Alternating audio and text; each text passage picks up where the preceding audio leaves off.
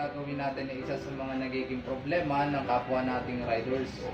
Example na lang natin, nagkatubig yung tangke, yung motorcycle natin. So magiging epekto nito, unang-una, titirik tayo, abala sa oras, lalo na kung malayo pa yung ating pupuntahan. So, kahalagahan kung bakit kailangan mapanood at matutunan ng video na ito, syempre ang ganitong problema hindi natin maiiwasan.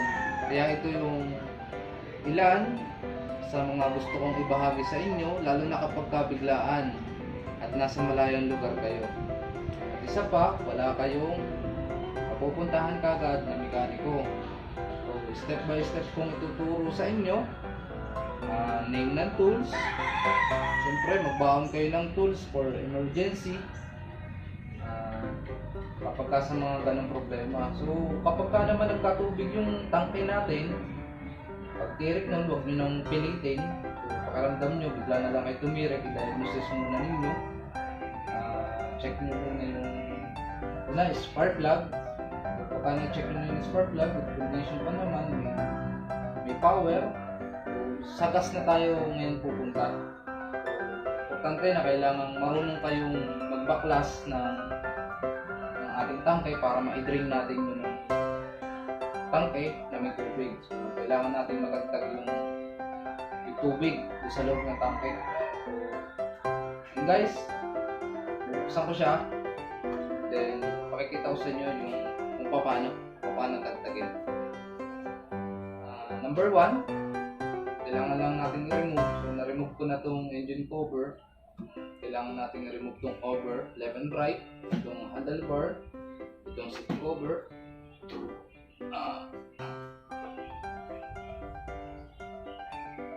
pinakasit-asin na to. Then, itong box.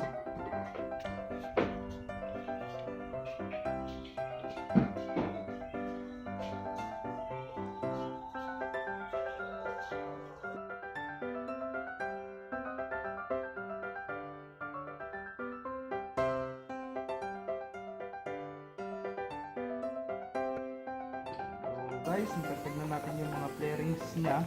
Lagyan natin itong kanyang box.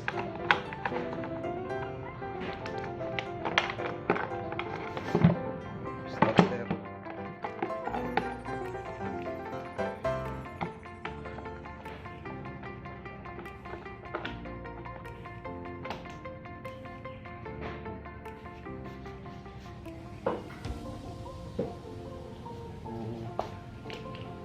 Loob, maputik. Pag-ulan na yan, ibig na din siya. Tagay natin itong dalawang to, yung 10mm ang tagtag. Ito ko ng Y o cross range.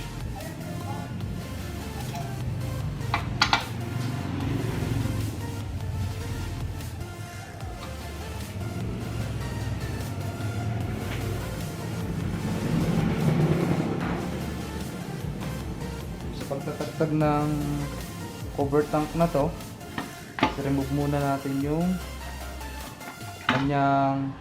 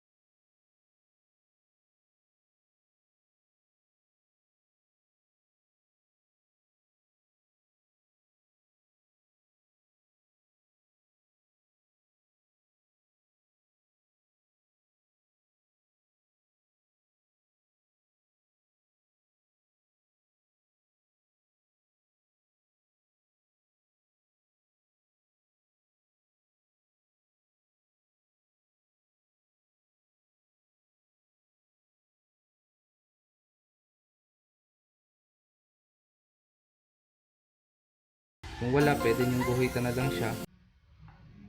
Marking. Para alam nyo kung saan ito nakatapat. Pagka binalik nyo na siya. So, isang tip yan. Remove. Meron siyang pinaka-lock dun.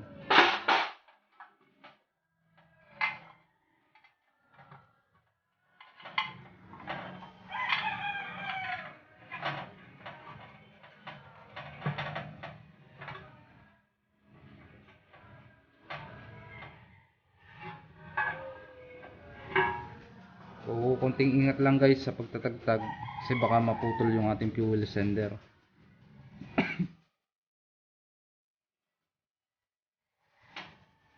Excuse me po. Excuse me po. So, ito na guys yung ating fuel pump. So, ito yung kanyang air filter.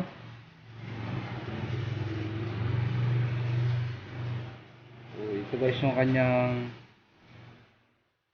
fuel filter, and then fuel gauge sender.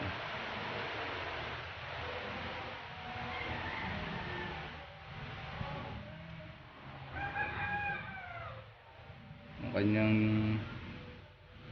pinaka pump nandun sa loob niya.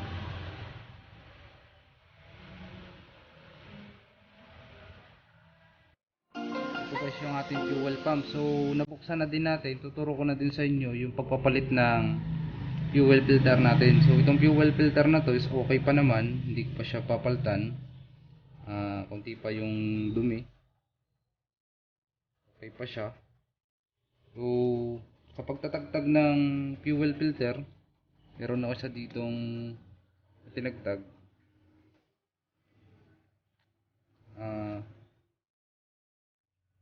Pwede nyo siyang ikat na lang dito sa may lalim, or i-push nyo yung